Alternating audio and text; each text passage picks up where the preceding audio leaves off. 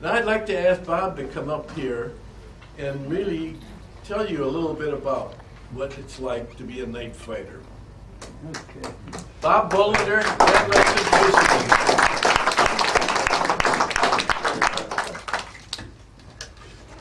I want to first of all make a comment about this picture right here, which when the first time I met Rich, we live in Grand Rapids now. He came up and he presented this to me, and my first question is, where did you get that? I have never seen that picture before. Hold it up. Yeah. Now it's significant to me because Double Trouble was my airplane that I flew in the 9th Air Force in World War II, and we started combat in Cherbourg, France, and finished in near Nuremberg in Germany. And needless to say, I was awed by the thing, and right now, Rich, that same picture you gave me is hanging up right over in our den, the biggest, most prominent spot in the place. And so I was thrilled with that. When I found out the story, is he going to be here? The artist? No, his wife told him he's got to stay home for a week. Okay. You're right. But he has been the author of this son. His son is the one that Yes, really that's is right. Yeah. the one that does it. But he and his son travel around, and they're making different photos of Yes. different planes. The interesting thing is I shot down 4 airplanes in Germany, and that was one of them, an ME-110. So anyhow, that's just an interesting sidelight about what a great guy this guy Rich is. And he tried hard to get me to get us, my wife and can you stand up? Oh, I can't. So they can see. I just had a hip. She's the woman I fought the war for, and now we will celebrate our 63rd wedding anniversary coming up. My number one fan is Joanne Weber, who lives right down the road here in Sawyer. And Joanne, the war's over, you forget about things, but every birthday I would get a card from Joanne, and essentially the message on it was thanking me for fighting for freedom in World War II. Nobody else, my children, nobody else ever has done that to me, and it's very, very special, Joanne, and we want to be sure she can be here and meet some other really heroes of this operation. There is one thing, Bob. You know, this book is written by a German night fighter, and it has all of the planes, the German planes that were shot down, the German night fighter planes. And I followed his record, and it's correct. One possible that he has claimed was a fatal. It was fatal. Yeah. See, we ought to resubmit that maybe and get credit for it. Then I'd be an ace. Not that it was ever anything we ever strived for. And I always like to start out my comments to any kind of a group, whether it's the young people or veterans or what have you, that none of us were heroes. You know, we were when we went through pilot training, and our other pilots here will attest to this, you were trained to, first of all, to learn how to fly an airplane, get it up and get it back down again. But then we were taught how that our mission was to engage the enemy and destroy the enemy. And so if you, and I have to confess to you, I flew 43 missions for the 422nd in Europe, 9th Tactical Air Force. And with those 43 missions, I didn't see an enemy airplane until I was on my 30th mission. So it was, you know, we had a lot of encounters, but there were always bogeys, and a bogey in that parlance is an unidentified aircraft. They don't know what it is, whether it's a friend or a foe. So we saw a lot of those, and I don't think we had chases on every mission we flew. But it wasn't until about the 30th mission that I finally noticed one up on our bulletin board. They were looking for volunteers for a new program that was going to be for night fighters and involved radar. Nobody knew what a night fighter was, and nobody knew what radar was in those days. I signed up for it, along with 19 others from our graduating class of about 350. And another reason I'm so thankful that I got to fly night fighters was that the rest of Let me them. interrupt you for a moment. Yes. Who has a white Cadillac with a Purple Heart plate? I know. Give me your keys, your alarm's going off.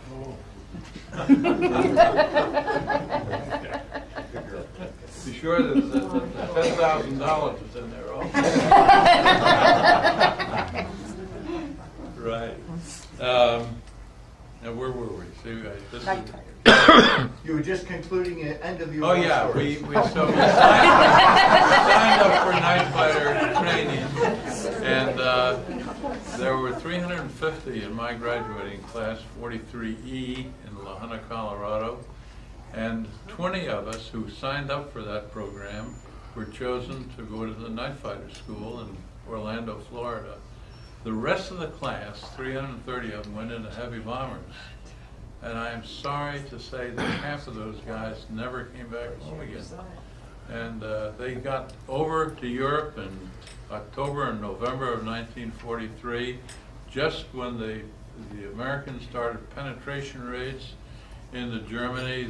Before that, they would take not surface, but peripheral targets just across the lines. But now they're flying to Berlin and Munich and deep places like that, and so many of them didn't come home. I did bump into a guy that I shared a room with in primary flying school. There were 8 guys in that room, and when we compared notes, we found out that 3 of us had survived the war. So, you know, 5 out of the 8 didn't make it back home again. So I was blessed that we got to fly this marvelous airplane, the P-61. You see pictures of it around here. And it was a marvelous airplane to fly. Everybody, I'm sure, that's flown it will attest to that. In fact, I was asked about 2 or 3 months ago if I would represent the Yankee Air Museum here in Michigan, because I flew B-25s. I was recalled during Korea. That was another surprise. I left my wife at home with a 2-year-old, and she was pregnant with our second child, and off we went to fight another war. Thankfully, I didn't have to fight it. I ended up in the training command, and most of the time in Waco, Texas, training radar observers. And the reason they were interested in me is, number one, I was alive, and number 2, I had flown B-25s in World War II and shortly after in Korea. And so the Yankee Air Museum, their lead airplane is a B-25. And so last Saturday up in Grand Rapids, they flew that B-25 in, and I say with total humility, I was the feature of the program. And not something we sought or looked for or anything of that sort, but I got to go back up in the B-25, and as I was, took about 5 minutes to get me into the right seat. Wasn't easy, you know. We were nimble and young, and we could do those things. And we got when we got up there, the pilot said, "Now you can take it over and fly the airplane." So I flew it for about 15 minutes, and I said to him, first of all, I said, "Hang on to that stick, because it's been 58 years since I sat in this seat in a B-25. So that was a kind of a fun experience too, but it was all because I had more time in a B-25 than in a P-61. Now, what about combat in Europe? Well, I mentioned that the targets were few and far between. By the time we were in I was in the 422nd Night Fighter Squadron, and our primary target was to fly night cover for the First Army, General Hodges' Army. And in doing that, we would take off from our base in Florence, Belgium, just about 10 miles north of the French border. And we would go up and usually patrol at 10,000 feet. And on the first kill, or the first victory I got, I rather call them victories, I guess, was on the last Sunday of November 1944. And that was the first German airplane I saw. And as we got up close to it and identified it, it was a Heinkel 111. And you try and figure out what kind of a mission he was on. This was over Koblenz in Germany. And we dropped back and gave a couple of bursts, and that airplane went into a spin and crashed. And then about 3 weeks later, I flew on the night of the 16th of December 1944.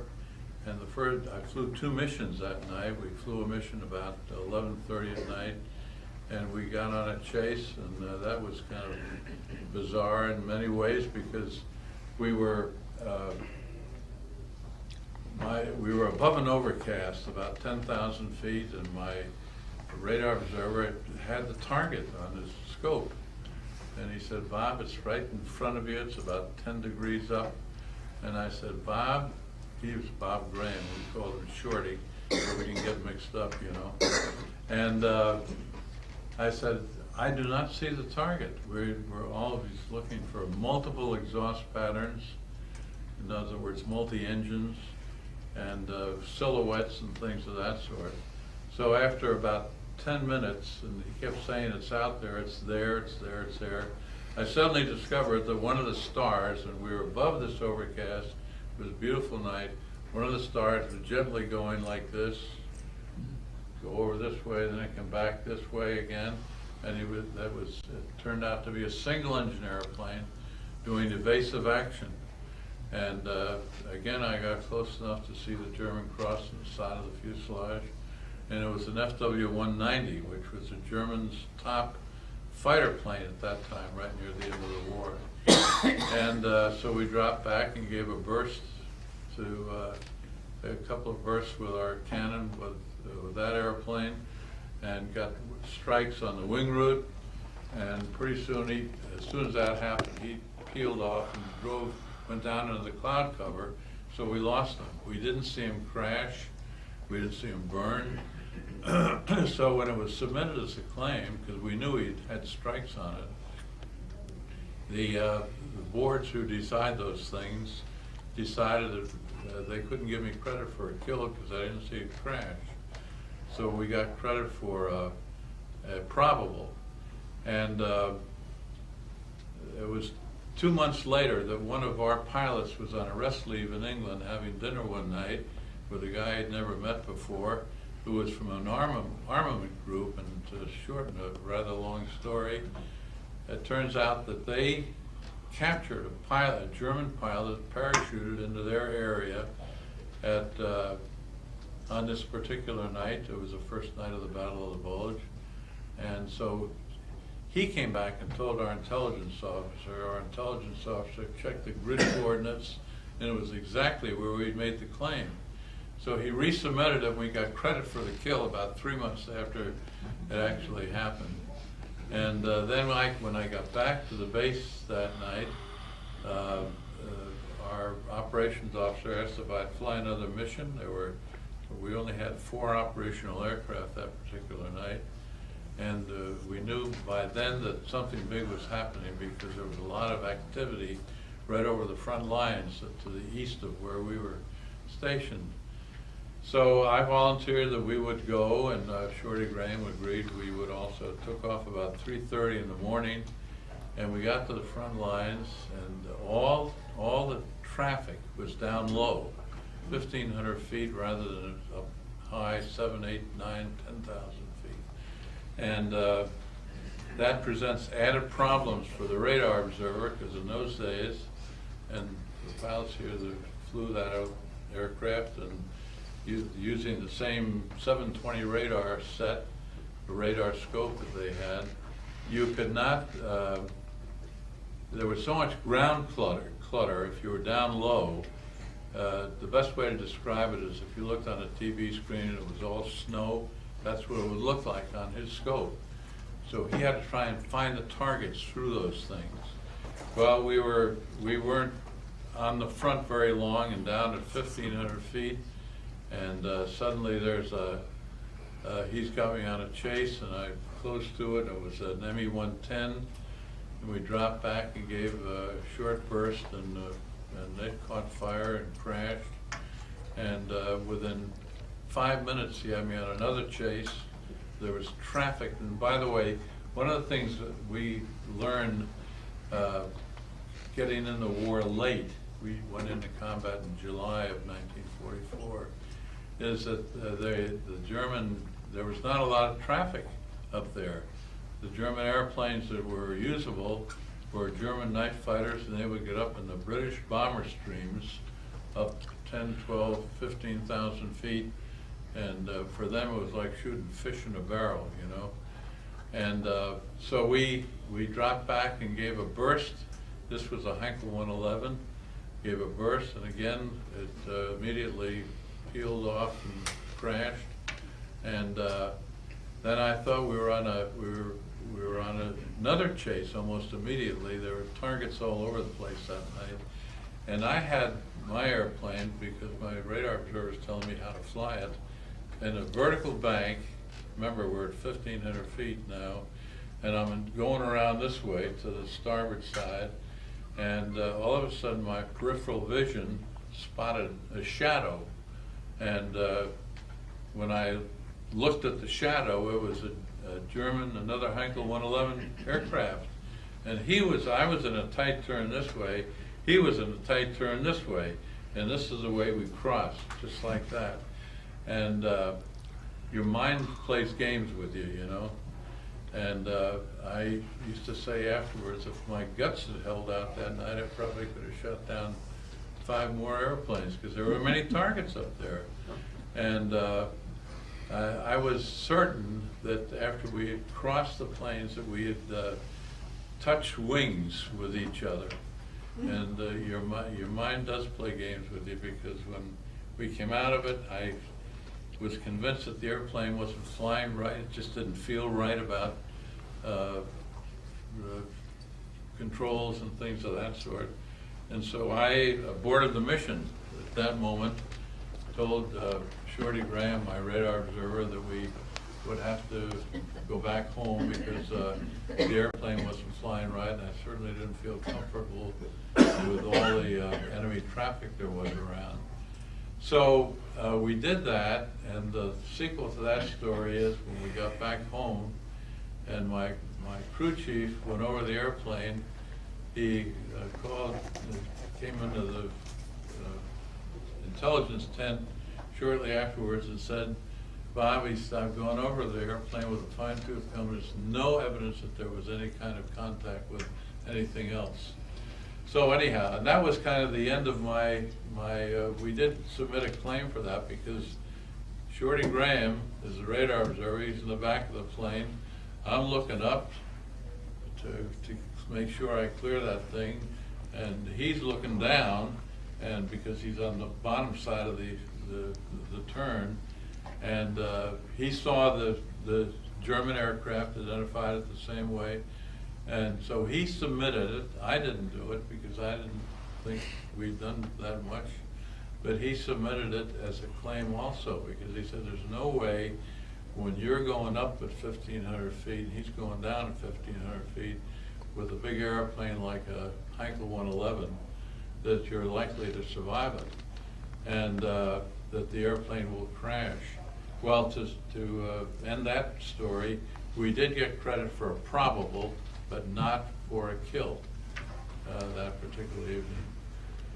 And again, I'm beginning to get some anxious moments from my wife over here.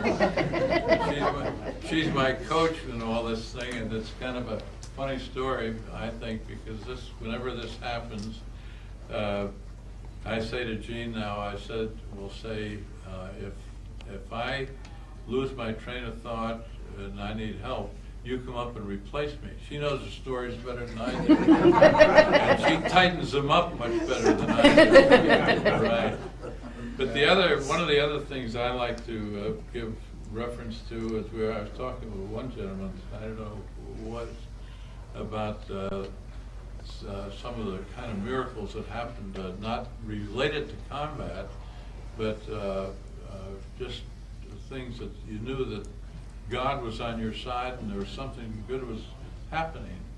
And this, the thing that was most significant to me in my combat experience in World War II was, this is the start of the second week of the Battle of the Bulge. It was Christmas Eve, 1944, and on Sunday afternoon, our colonel called us in to tell us that he had been just advised by 9th Tactical Headquarters that our squadron was going to defend the base.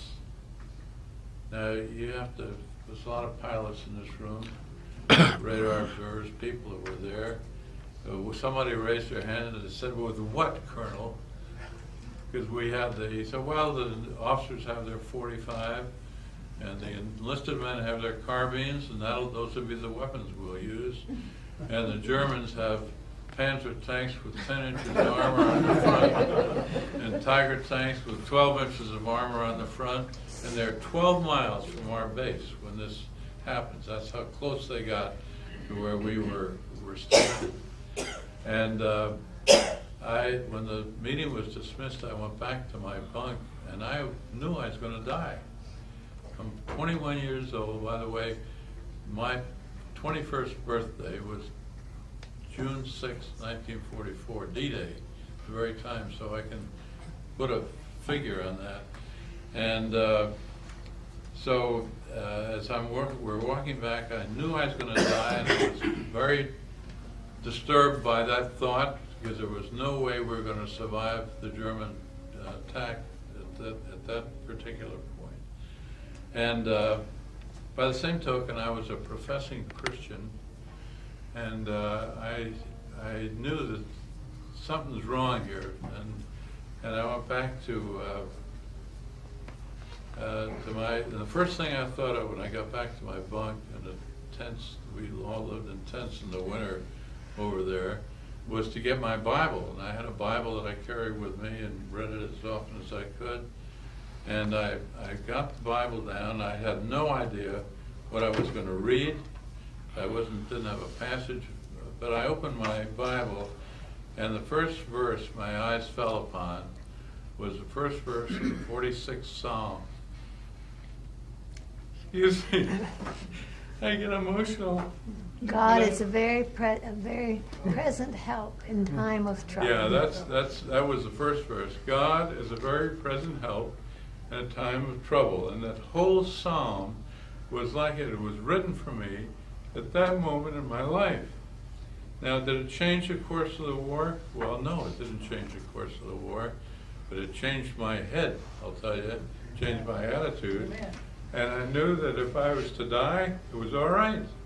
And I went out of that room feeling very, very, very comfortable, and that I wasn't beside myself because I thought I was going to die. And if that was to be the case, I was ready to have that happen. Well, the sequel to that story is that about 2 hours later, the colonel called us back in his headquarters to tell us that they realized they'd made a terrible mistake, and that if necessary, we would evacuate the base. Well, and the sequel to that is that, you know, the weather was on the side of the Germans for the first week of the Battle of the Bulge. The only airplanes flying were the P-61s in our squadron, and they were doing reconnaissance missions in daytime because the ceiling was about 200 feet, and it was just terrible weather. And so now I've lost my thought here. What was I going to The say? weather broke and you heard. Oh, yeah. You do know the stories. couldn't do this without Gene, I'll tell you. And what happened was that this was, we would, well, this story I just told you happened on Christmas Eve, but on Christmas morning, I woke up that morning, and I hadn't flown a mission in a week because the weather was so bad.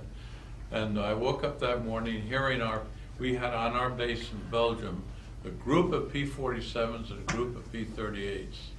And I heard these P-47s taken off, and I knew that the war is going to change quickly. And then when about an hour or two later, we heard the B-17s coming over, and it is a fact that everything from that moment on turned around. It was a great testimony to air power and the support that air power was to the ground troops. And the rest of the story of that war is history, and 5 months later, 4 months later, the whole thing was over. So we could go on like this for hours, and I don't think we should do it, Rich. And just great to be here.